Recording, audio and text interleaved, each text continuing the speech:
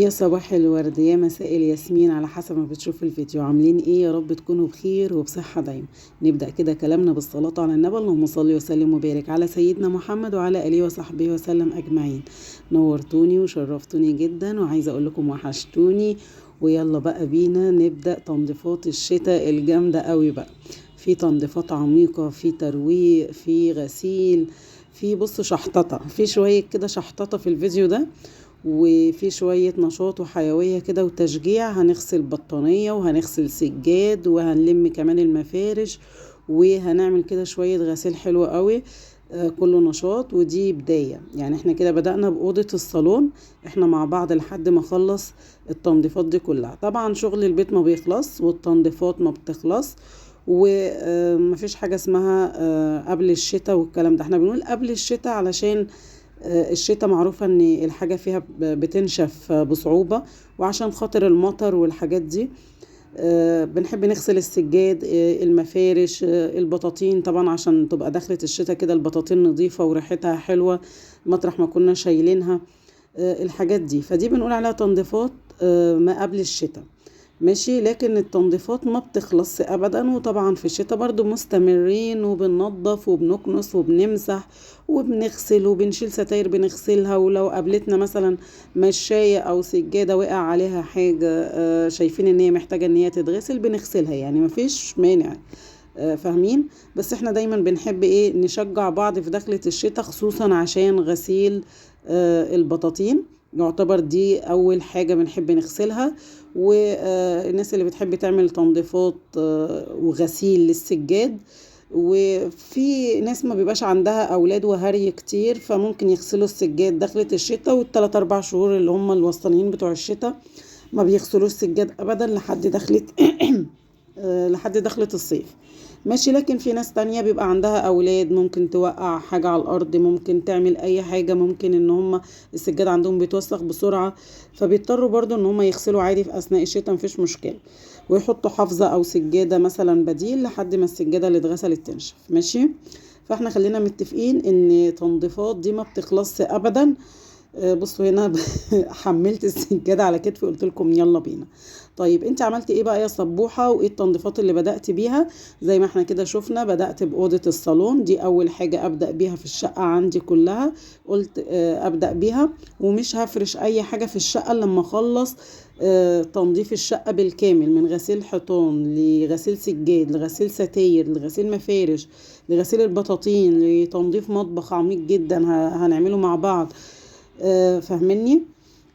بس بعدين بقى هفرش الشقة كلها على نظافة. فانا بدأت معاكم بأوضة الصالون زي ما احنا كده شفنا. شلت الستارة، وشلت المفارش اللي هي الصغيرة بتاعت الترابيزات، وشلت كمان الكفر او الفرش بتاع الصالون، وجبت معايا البطانية وشلت السجاد. كل ده هنعمله مع بعض.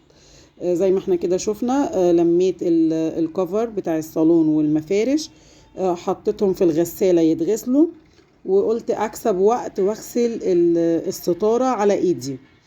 الستارة كمني ان هي الستارة اللي هي التل، فبتلم تراب كتير وبسرعة، فقلت اصلا كده كده غلط على الغسالة، وفي نفس الوقت التل بيبقى خفيف وممكن مع غسيل الغسالة المستمر يتقطع، ففضلت ان انا اعملها على ايدي. هي الفكرة مش مبقعة، الفكرة ان هي فيها تراب، فقلت اعملها على ايدي واشطفها كويس لحد ما المية بتاعتها تبقى بيضة، ويبقى هي كده نطفت، واكسب وقت بدل ما استنى الغسالة تخلص وابدأ تاني اعمل دورة جديدة للستارة. قلت اكسب وقت واغسلها. فكده المفارش والكفر في الغسالة الاوتوماتيك، وهنا الستارة زي ما احنا كده شفنا بغسلها على ايدي. حطيت مية وحطيت المسحوق بتاعي، وبدأت بايدي كده ارغي. شايفين الرغاوي عاملة ازاي؟ بحس كده بنشاط وحيوية كده وبراحة نفسية لما بشوف الرغاوي. بس هنفضل بقى هنا مع الستارة. بغسلها مرة واتنين وتلاتة لحد ما بحس المية نظيفة، وبعدين برضو ببدأ ان انا اشطفها مرة واتنين وتلاتة لحد ما المية بتاعتها زي ما احنا شايفين بقت بيضة تماما، ومفيش فيها رغاوي ولا فيها تراب ولا اي حاجة. سبتها هنا تصفي. بصوا المية اللي نازلة، وبصوا اصلا الستارة بتلمع ازاي، نطفت تماما. فكده خلصنا من المفارش والكفر والستارة. هنخش ايه بقى على ايه بقى يا صبوحة؟ هنخش على السجادة. هنبدأ اللي هي السجادة بتاعت الصالون دي، نبدأ ان احنا نغسلها مع بعض. وزي ما قلت لكم الروتين بتاع النهاردة كله نشاط، كله تشجيع، كله حماس، وبداية تنظيفات عميقة. استنوا باقي سلسلة الفيديوهات اللي جاية ان شاء الله. فهنغسل مع بعض دلوقتي السجادة. كلنا بنعرف نغسل سجاد، كلنا بنحب نغسل حاجتنا بايدينا. الناس انا برضو واحدة من الناس اللي ساعات بيجي عليا وقت تعبانة ومش قادرة اغسل سجاد في البيت عادي، ولا بطاطين برضو في البيت، ببعتها المغسلة. لكن انا واثقة ان 3/4 الستات بيحبوا يعملوا الحاجة بايديهم ويحسوا بالنظافة بنفسهم، ان هم اللي غسلوها وهم اللي نظفوها، وبيحسوا براحة اكتر. بس طبعا نظرا للصحة اللي بقت في النازل نظرا للستات اللي بتشتغل ومش فاضية، نظرا للستات اللي معاها اولاد كتير وما عندهاش وقت ان هي تعمل الحاجة في البيت، فبيودي الحاجة المغسلة، مفيش مشكلة. تمام. انا بقى هتسلى معاكم وهعمل حاجتي معاكم في البيت. المرة دي انا كنت وديتها قبل كده برضو وفهمتكم معاكم ان انا بودي عادي المغسلة. بس انا حابة بصراحة ان السلسلة بتاعت التنظيف دي ان انا اعملها معاكم بنفسي، وكل حاجة اعملها بايدي معاكم، ومش هودي مغسلة ولا البطاطين ولا السجاد، وكل حاجة هعملها معاكم خطوة بخطوة. تمام. انا عامة بحس براحة اكتر. بتعب بس بحس ان انا مرتاحة، وواثقة من نظافة الحاجة اللي انا عملتها بايدي، منضفاها ازاي وغسلتها ازاي وشطفتها ازاي، فببقى واثقة من النظافة تماما.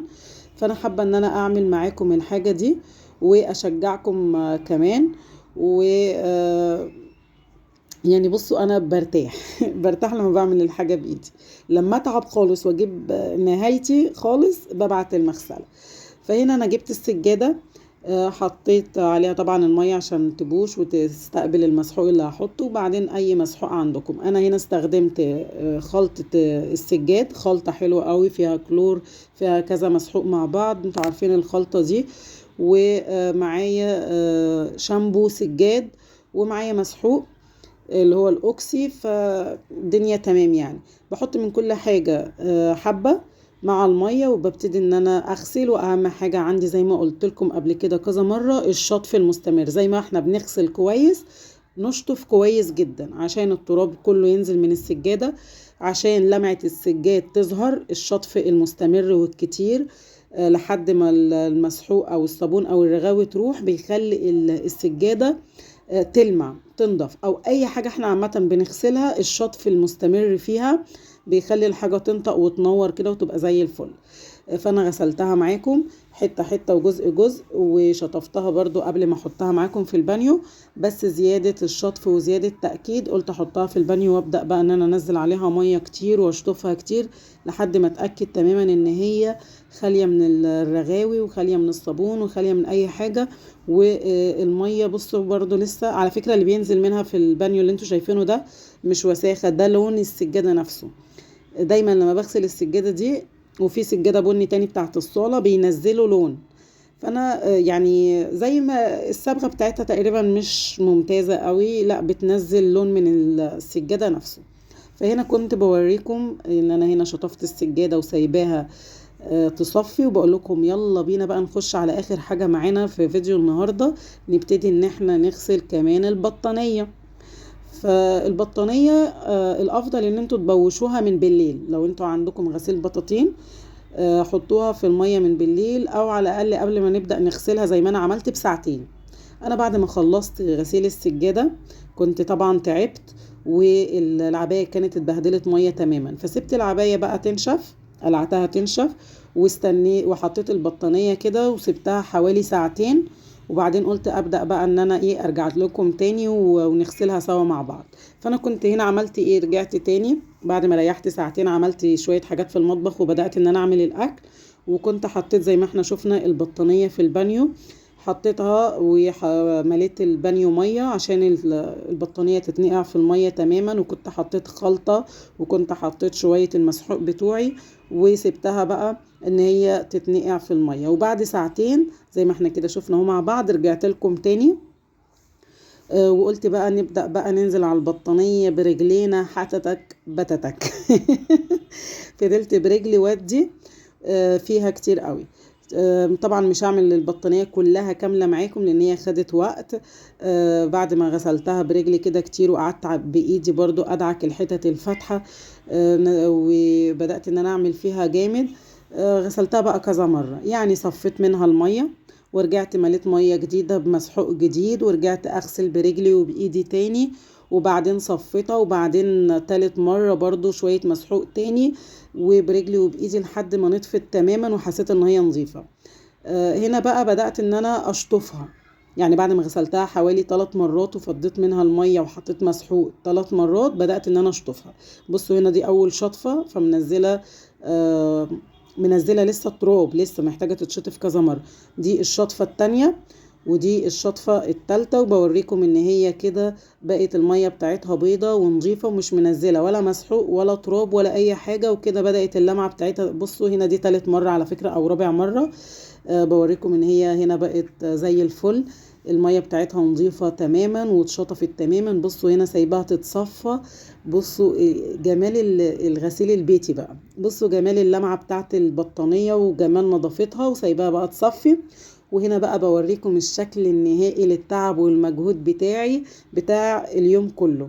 نشرت الستارة، نشرت المفارش الصغيرة بتاعت الترابيزات، نشرت الكفر بتاع الصالون، وده كان اول حاجة معايا.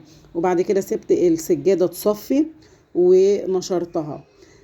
تمام، دي كده السجادة معايا. لما نشفت، احنا بقى تاني يوم تصوير البطانية ده كان تاني يوم، فالسجادة لما نشفت لمتها. واخر حاجة كان معايا البطانية برضو سبتها ان هي تصفي، وتاني يوم بعد ما شلت السجادة حطيت البطانية، وشايفين جمالها بقى وجمال. بصوا اليوم بتاعي كان عامل ازاي. اشكركم ان انتوا سمعتوني لحد هنا. استنوني في سلسلة التنظيفات اللي جاية. غسلنا البطانية وغسلنا السجاد وغسلنا المفارش، استنوا بقى الفيديوهات اللي جاية، وشكرا ليكم والسلام عليكم.